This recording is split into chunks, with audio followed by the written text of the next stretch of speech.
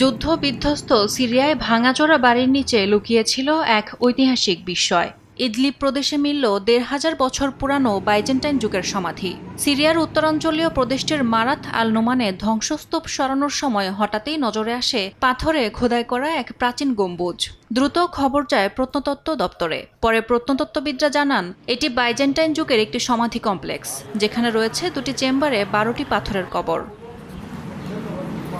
সমাধির চারপাশে ছড়িয়ে ক্রুশচিহ্ন, প্রাচীন মাটির পাত্র ও কাঁচের টুকরো। ইদলিবের প্রত্নতত্ত্ব পরিচালক জানান এই প্রদেশেই আছে সিরিয়ার প্রায় ৮০০টি প্রত্নস্থল। স্থানীয়রা বলছেন আগের দিনে এরকম কিছু পেলে লোকজন তা গোপন করত, কেননা সরকার জমি বাজেয়াপ্ত করতে পারে।